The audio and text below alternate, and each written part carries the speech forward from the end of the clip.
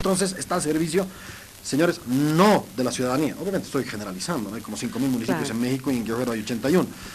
Pero en todo caso tienes una policía que está al servicio de algún alcalde grupos, que a claro. su vez está ligado a grupos corporativos del narco, ¿no? Es decir, hay por lo menos 30 carteles. Lo que pasa es que cuando hablamos de cartel uno se imagina una cosa como era Pablo Escobar, ¿no? La palabra cartel implica que manejas tú desde la producción hasta la distribución. Toda y la todo. cadena. Esto ya no es así, Ya. ya no es así. Más bien son pequeños, ¿no? Pequeños grupos económicos que cada uno va compartiendo ciertos espacios. Por eso la lucha tan desenfrenada en México. Es decir, algunos datos hablan de 60.000 muertos desde el 2005, otros de 150.000. Habrá que ver a cuál creemos, ¿no? Pero si uno se pone a pensar, déjame dar este dato más, es pues bestial, porque el promedio de muertos en una guerra civil es 3 veces menos que lo que está sucediendo en México hoy en día en su... Es decir, tienes en Acapulco, que es donde está Guerrero, una de las ciudades más importantes, la tercera ciudad del mundo con más crímenes, después de San Pedro de Sula y de Caracas, ¿no? La Caracas del señor Chávez, es la herencia. De paso de propaganda, digo. No, entonces la tercera ciudad con Más mayor peligrosa, cantidad de más crímenes muerte. del mundo es Acapulco. Ahora, te pregunto- Entonces, obviamente estamos en una situación, si ves, contextualmente muy, muy difícil, ¿no? A ver, desde esta perspectiva de todo lo que ustedes nos están dando como antecedente, ¿cuál es la razón de que se detengan a un grupo de jóvenes que nada tienen que hacer? ¿Son ajustes de cuentas? ¿Son advertencias entre estos grupos de cárteles o entre esta gente? ¿Por qué de pronto agarrar un grupo de gente que nada tiene que ver? ¿O era gente que se estaba organizando para iniciar una protesta? ¿Era gente que estaba planificando hacer una confrontación? ¿Era algo así o no? Todas las investigaciones llevan a evidenciar que no. Nada. Que aparentemente recibieron una mala información en el municipio de Iguala, justamente, era donde se ha dado este hecho, y que pensaban, los informantes, que este grupo de estudiantes iba a entorpecer un discurso que estaba dando la esposa del alcalde de Iguala. Exacto. ¿Sí? Entonces, de esa manera, los retienen y los liquidan. O sea, para que no vayan a silbar a la esposa, Exactamente. ¿así?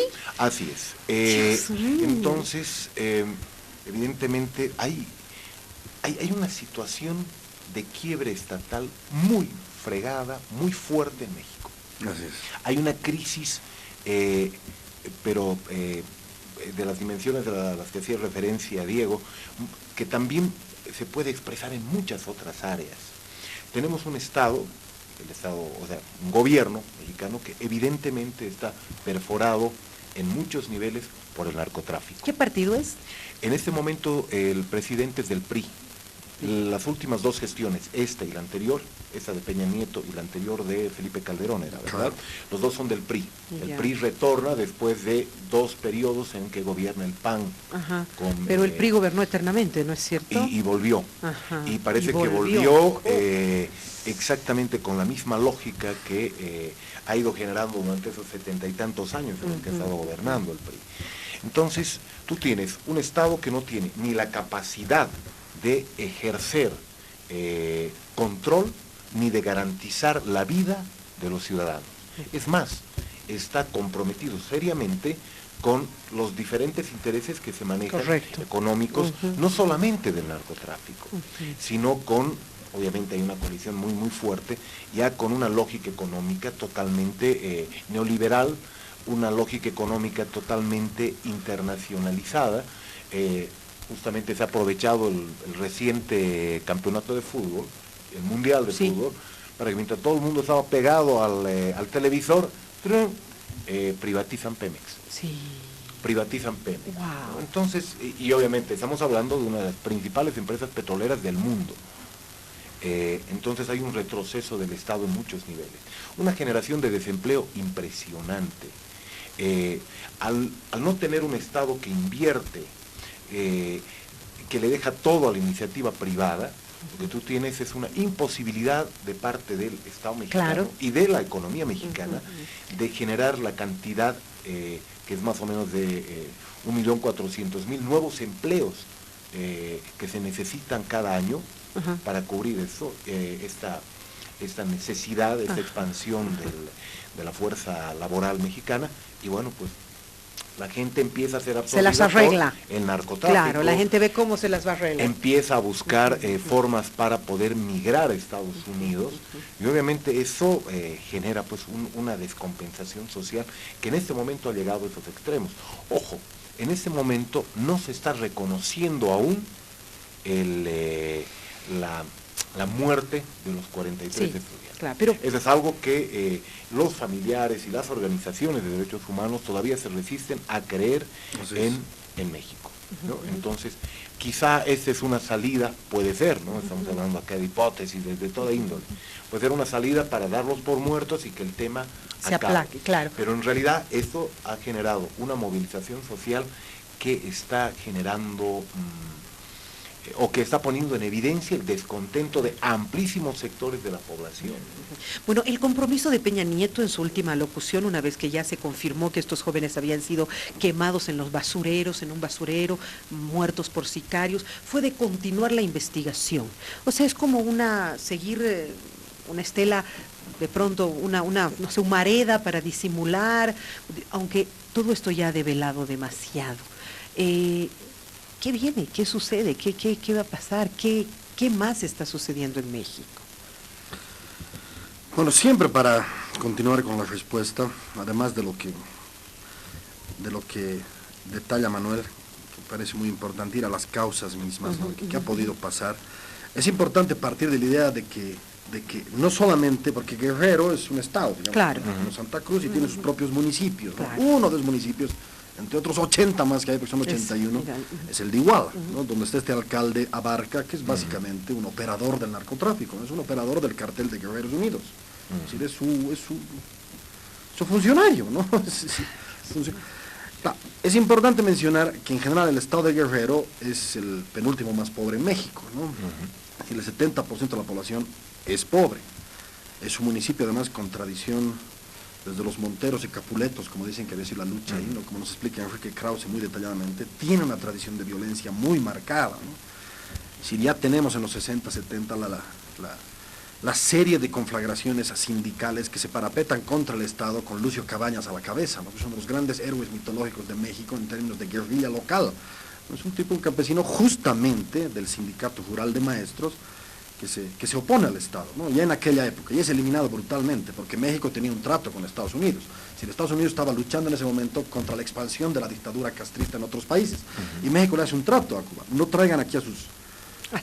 Claro, no traigan aquí a su gente, y nosotros los reconocemos como país. Es decir, es el primer país que reconoce a Cuba, México, ¿no? Lo reconocen, perfecto, excelente, y Fidel cumple su parte. No manda a nadie para que haga... Claro, se van para que friegue, ¿no? ¿Qué es lo que hace el Estado? Arrasar con todos esos guerrilleros, ¿no? Entonces, el Estado, desde hace 50 años, 70 años, tiene una lógica de represión con esa gente. Los veo un poquito morenitos, indios revoltosos, represión. Sin duda. Es decir, no ha sido un Estado constructivo. Por eso cuando Manuel nos cuenta las razones, me parece excelente que tengamos en cuenta las razones coyunturales, pero hay estructurales. Es un Estado que ha negado la convivencia, digámoslo así, en nuestros términos bolivianos, plurinacional. Sin duda. En esos contextos. Y por eso también... Nosotros estamos a 100 años luz, yo Y diría, por de eso todo también eso, lo ¿no? de Chiapas, y por eso también la aparición del Con toda comandante seguridad. Marco y toda esa reivindicación, intento de reivindicación que viene del sur, ¿no? Exactamente. Entonces hay que tener en cuenta ese contexto para saber qué es Guerrero y qué Tienes es toda la Iguala. razón. Entonces, obviamente, en ese ambiente, si tú te pones a pensar, el narcotráfico paga sueldos que son entre 3 a 5 veces mayor que lo que te podría pagar un productor campesino, Claro. un empresario agroindustrial para que produzcas la tierra. Entonces, la tentación es gigantesca. Ustedes han visto, Manuel, a mí me impresionó las entrevistas de esta gente que la han atrapado, ¿no? Comenta como si estuviese diciendo, hemos metido 3 bolsas de harina al camión, ¿no? Dice, nos hemos descuartizado, los hemos matado. Es decir, es una lógica de empleo, es su trabajo, es su chamba, mano. ¿No? Sí, claro, y además se ha con esa naturalizado actitud que entonces la violencia. una de manera desensibilización atroz. Entonces, absoluta. tú preguntas cuáles son las soluciones. Es decir, es un Estado descompuesto con una sociedad descompuesta. Eso no se soluciona de lunes a martes. Y un Es una cosa gobierno realmente y durísima un gobierno que no tiene lo que fortaleza estamos para poder, más bien al contrario, está viendo. involucrado. A eso quería llegar, pero no me quiero extender mucho para no quitarnos tiempo. Pero las explicaciones, es decir, leyendo las columnas que han salido, hay explicaciones hermosas, ¿no? Desde la clásica de este señor Naim Moisés, que es este que tiene un texto que se llama El fin del poder, Y te muestra que el Estado en todo el mundo está básicamente debilitándose. Y lo que están surgiendo son pequeños grupos de poder, llámese corporaciones empresariales, llámese carteles de la cocaína, ¿no? Y realmente estamos viendo eso. Si lo que dice Manuel es clarísimo, es un debilitamiento o desaparición del Estado. Uno, con esta hipótesis de que lo que está dominando el mundo y lo que va a dominar en los siguientes años son pequeños grupos de poder, donde el Estado incluso es un grupo de poder más. El Estado ya no es entendido como aquel... Como el gran ¿cierto? poder, como sino uno más. que soluciona todo, sino como una banda más. Es una banda más, ¿no? Hay una segunda explicación que a mí me ha resultado sumamente interesante, que es la de Héctor Chamis, que es un profesor argentino de Georgetown, que nos muestra cómo el Estado en este momento, en distintas partes, corroborando lo de Naim, ¿no? Nos muestra cómo, por ejemplo, la lógica en este momento de ISIS, del Estado del Califato, es a quebrar países. Se va a quebrar Siria, se va a quebrar Irán, entonces, y se va a quebrar porque va a surgir además el Kurdistán seguramente, ¿no? Es una lógica de quiebre. En otros países no surge eso en América Latina, no hay quiebre del territorio, pero lo que sí hay es un puenteo al Estado. Sobrepasas al Estado de dos maneras. Uno, creando regiones globalizadas virtuales, ¿no? El narcotráfico rebasa fronteras. ¿Qué pasa por encima? No importa un carajo, disculpe el público. No puede decir A las usted. fronteras, perdón. Ya. Pero por otro lado, esa es una manera, ¿no es cierto? Sí, Con sí. regiones virtuales que traspasan las fronteras, pero la otra es, y aquí está lo de Iguala, aquí entramos a lo de Iguala, es regionalizando el poder del narcotráfico. Es la forma, digamos, de puentear al Estado. Uno sobrepasando Claro, las fronteras claro. de una manera Es más- clandestina más y la fuerte otra es que el central. recalando en Claro. territorios que de todas formas se están convirtiendo al estilo de los warlords, los señores de la guerra, por ejemplo, en Afganistán, que controlan grandes porciones de tierra, o la FARC, que controlaba grandes porciones de tierra, o Sendero Luminoso, que controla. Ahora es el narcotráfico que controla porciones inmensas de tierra. Son dueños de amplios... Claro, obviamente el municipio Claro. es uno Su de los... propiedad. Es su propiedad. Ese es mi territorio. No hay una privatización del territorio mexicano. Eso es lo que estamos viviendo hoy en día, que es Ok. mucho más grave. Ahí la pararemos, por favor, porque tenemos que hacer una pausa. Quiero a la vuelta ir consultando otros temas, bueno, sobre este eje principal. Bueno, son muchas las incógnitas. Ténganos unos minutos solamente para que enseguida regresamos y vamos a seguir abordando este tema de México. Espérenos, por favor. Para que estén así. No le fallabas en el Leno. Estamos al aire, Perdón. estamos impresionados porque estas temáticas realmente nos permiten ir reflexionando.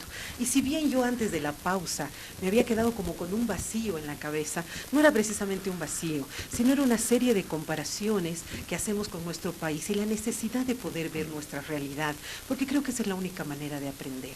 En nuestro país teníamos cacicazgos, eso decías tú, ¿no es cierto? Caciques verdaderos propietarios, y tenemos, según estábamos conversando, y se me venía a la cabeza algunos que he conocido, la dicha o la desdicha de conocer, y claro, eso estamos viendo que sucede en este momento en México.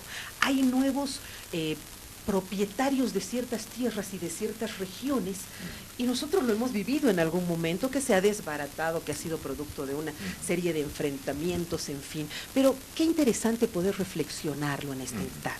Claro. Lo que comentábamos fuera de cámaras, ¿no? Esa lógica de los caciques, que son los dueños de la tierra, son los dueños de vida y bueno, todo lo que sucede en cierta zona. Es decir, reemplazan a lo público, reemplazan al Estado, totalmente. Y cuando vamos por algunos lugares más o menos alejados de las fronteras, especialmente por la Amazonía boliviana, encontramos todavía eso. Sí, señor. Eso explica justamente la resistencia al Estado, a las leyes, a las normas. Es como un feudalismo todavía, totalmente, ¿no? son señores feudales.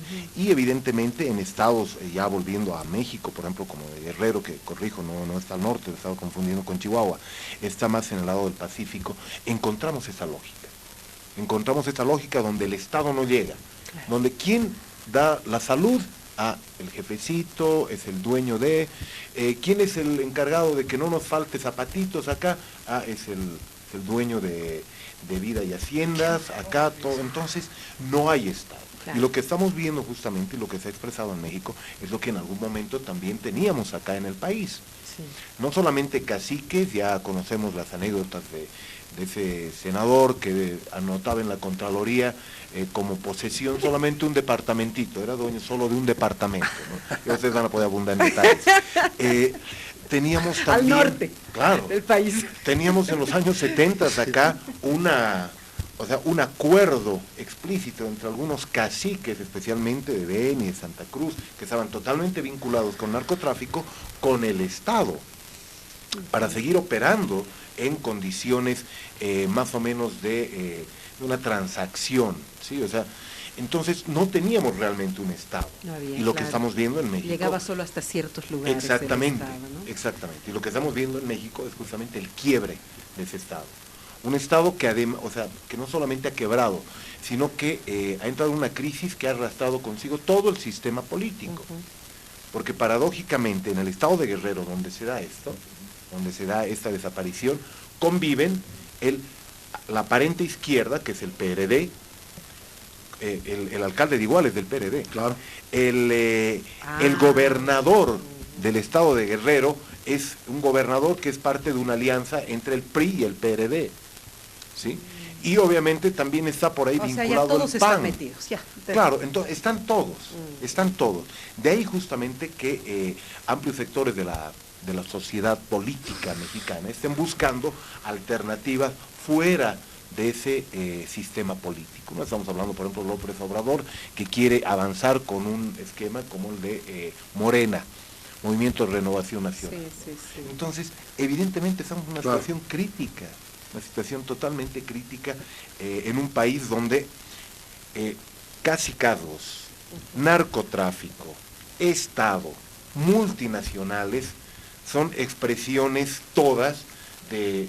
Un absoluto poder. Excelente. Claro, o sea, que está por encima de vida, que está por encima de cualquier tipo de acuerdo mínimo que pueda tener una sociedad que se precie de convivir mínimamente, ¿no?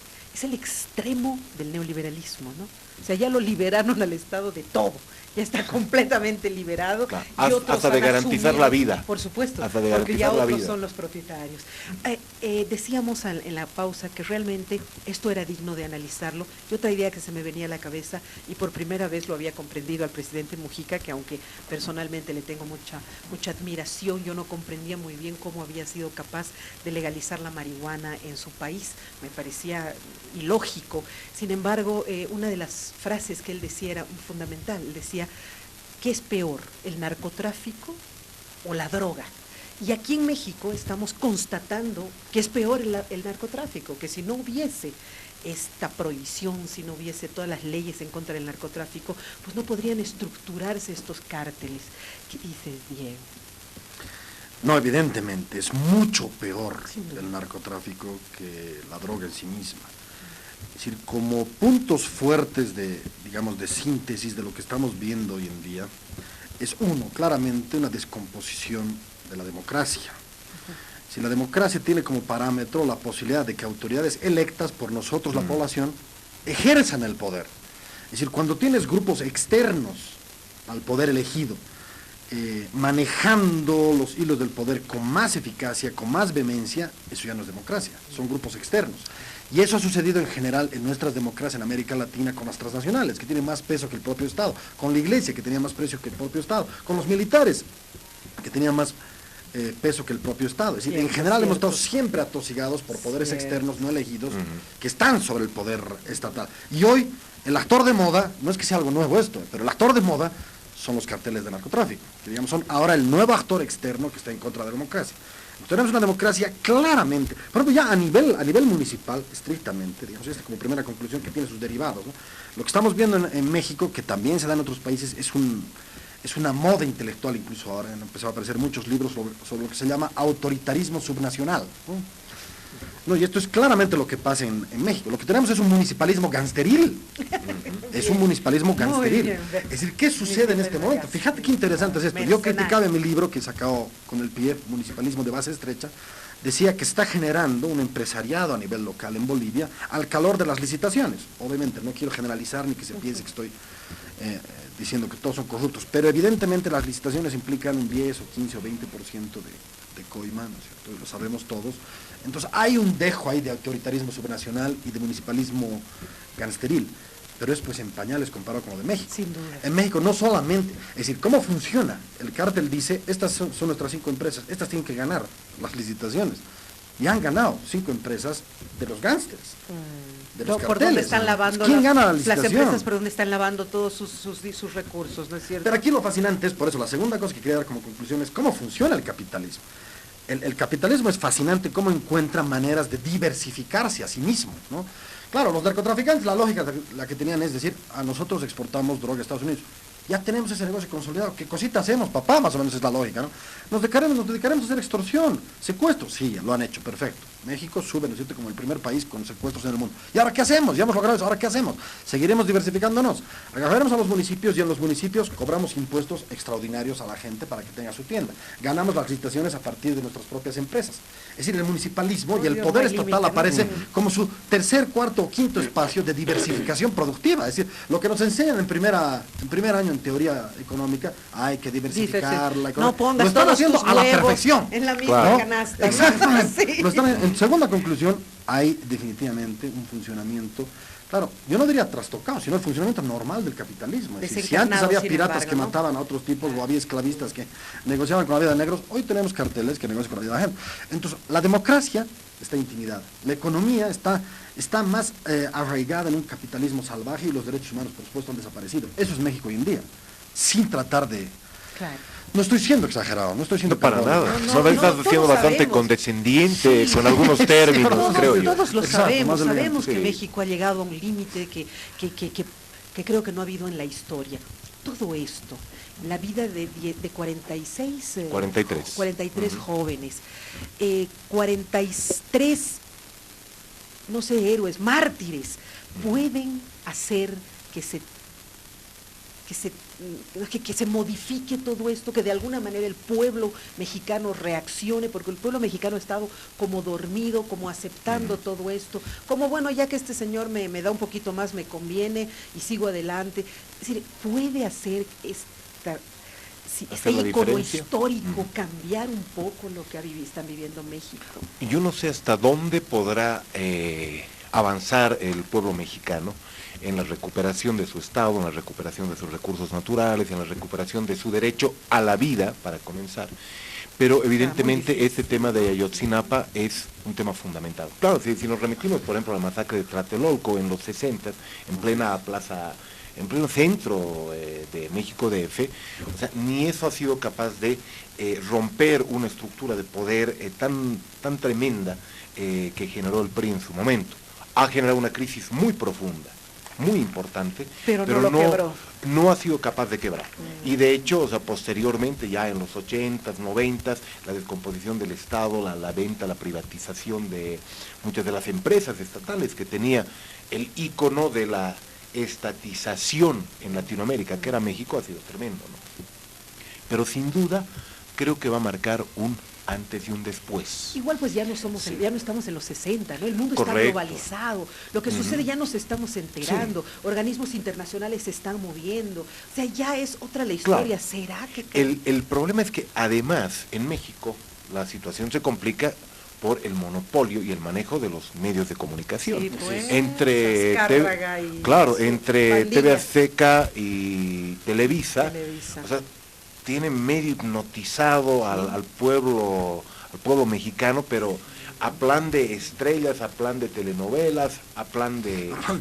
Telenovelas incluso, claro. No, de que son definitivamente. absolutamente ajenas a la realidad mexicana. Tú Claro. tienes una idea, llegas a México y dices, esto es otro mundo, de lo que me han Sí. estado vendiendo por Así años. es. ¿No es cierto? Pero evidentemente la gente ha tenido que reaccionar. Ha tenido que reaccionar porque, bueno, es un nivel de, o sea, tan grotesco al que se ha llegado, ¿no? Que mucha gente ahora está pendiente. Las movilizaciones son multitudinarias en México, justamente, y se están empezando a poner en evidencia esos extremos. Claro. No solamente de violencia, no solamente de incapacidad estatal, sino de pérdida de condiciones mínimas y básicas en México, ¿no? O sea, en su momento fue un campanazo el tema de Chiapas, el movimiento zapatista, Claro. pero la estrategia que siguió el movimiento zapatista fue muy de quedarse de manera muy Marginal. muy Sí, marginal, claro. a no disputar poder.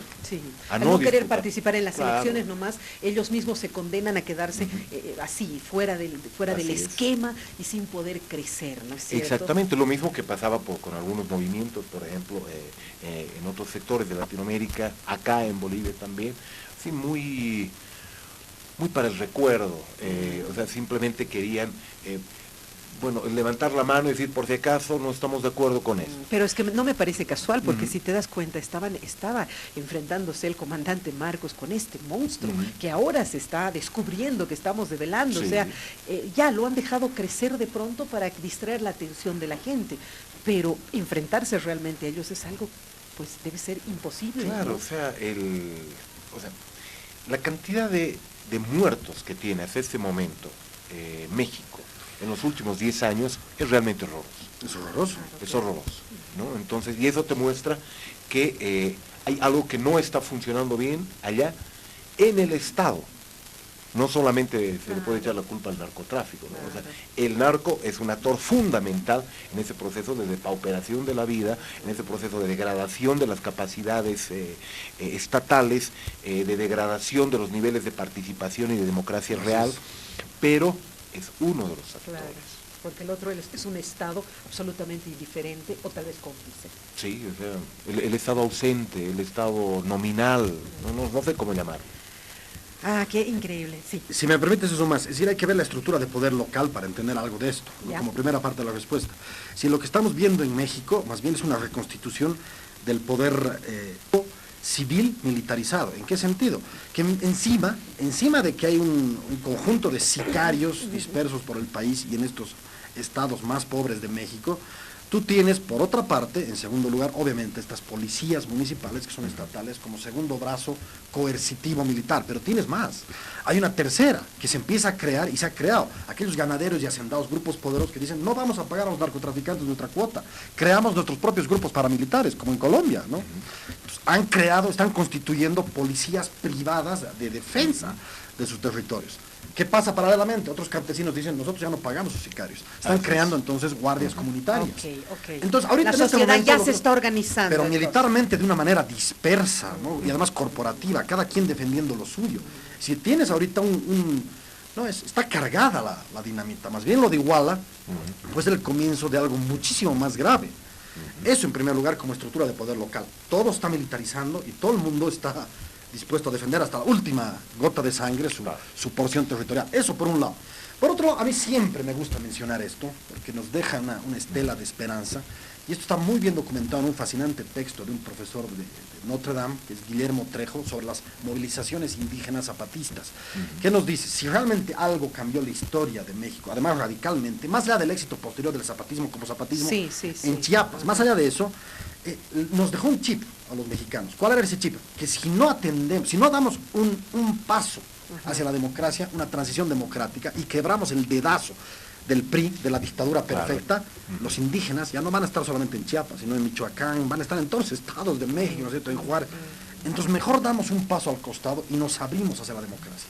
Claro, fue una apertura lenta todavía, porque después de Salinas, que se creó el salinismo, que es seguramente la estructura de poder presidencial más cochina, más corrupta, ¿no?, y más endogámica, sigue Zedillo. De todas formas, Zedillo es parte todavía de esa componente, aunque Zedillo ya se abre totalmente y se da la apertura democrática. Eso es gracias al zapatismo, evidentemente, entre otros factores, pero el zapatismo como movimiento digno de liberación nacional, para mí, sigue siendo un referente en México y me parece que eso puede seguir sucediendo en otros estados de México, sin más allá, ¿no es cierto?, de la armamentización. Dices, una opción. Como la llamada de atención, es decir, va a haber indígenas pobres, 70% de pobres, que se van a movilizar, eso es seguro, eso no se va a quedar así, ¿no? Entonces, algo vamos a ver en México en los siguientes años, eso es importante tenerlo en cuenta. Y el último, solamente concluyo con esto, es que es muy importante entender a México, como lo hace Enrique Krauss en sus múltiples volúmenes sobre la historia de México, elegante, que el principal objetivo en general de la casta gobernante nunca ha sido el bien común, ha sido la reconstitución y la preservación del poder como la reconstitución presidencial, dicen ellos,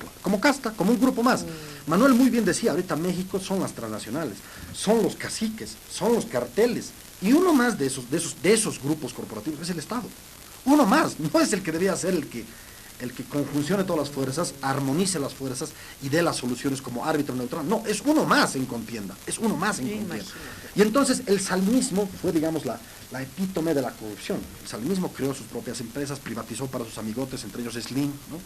Es decir, quebró básicamente las gobernaciones, centralizó los subsidios estatales, obviamente se enemistó con los gobernadores, dejó de transferir muchísimas dádivas estatales hacia los sindicatos fundamentalmente, entonces, quebró la estructura de poder clásica, ¿no? Que era sindicatos, empresarios y Estado. Descuartizó básicamente al Estado. ¿Cómo se ha reconstituido ese poder presidencial a lo largo de los años? La hipótesis de Krauss es que en los 12 años de panismo, tanto con Fox como con PAN, digamos que han quedado en status quo esas estructuras de poder creadas por el salinismo y en general por el PRI durante 70 años. Sí. Y básicamente Peña Nieto vendría hoy, después de 12 años, a reconstituir eso, ¿no?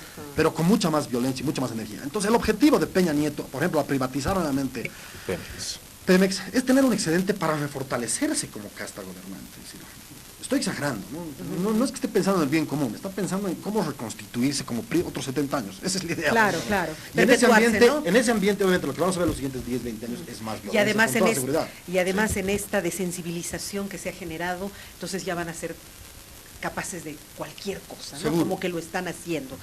Internacionalmente, ¿quiénes serían los organismos llamados a poder participar, involucrarse, inmiscuirse en este tema? Si atiendes solamente el caso de Iguala, de Ayotzinapa, tú tienes pues diferentes espacios, por ejemplo, de Naciones Unidas, para ver los temas de derechos humanos. Correcto. El problema es que a estas alturas, el tema de Ayotzinapa ya no es solo y exclusivamente un tema de derechos humanos. Es un tema que involucra la viabilidad inclusive, de México como un Estado, o sea, con condiciones mínimas. Y no lo digo yo, lo dicen muchos mexicanos, muchos estudiosos que están preocupados de ese tema. Claro. O sea, y es impresionante que un Estado como el mexicano empiece a tener gente que se plantea términos como de esos estados fallidos, que en algún momento trataron de endilgarle también a Bolivia. Sí, a Bolivia, ¿no? claro. Y justamente recupero ahí, por ejemplo, la problemática de la que hablaba Diego, qué es lo que sucedía, por ejemplo, o lo que está sucediendo con Irak, con Afganistán, con Kurdistán, con Siria. Claro, ahí el origen de los problemas es absolutamente diferente, pero tienes de por medio estados que han colapsado.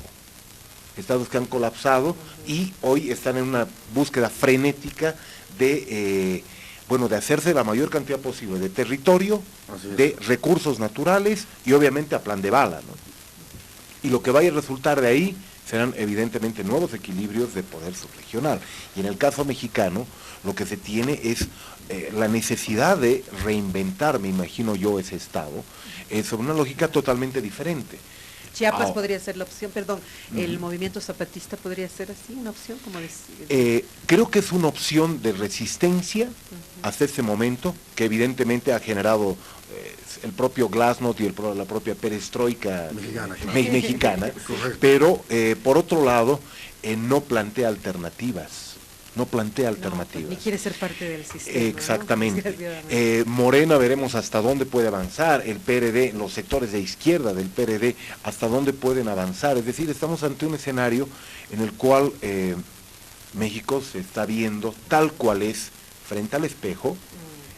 Lamentablemente el costo es sangre tremenda, pero bueno, pues es muy difícil que en esas condiciones alguien diga, bueno, yo puedo ayudar.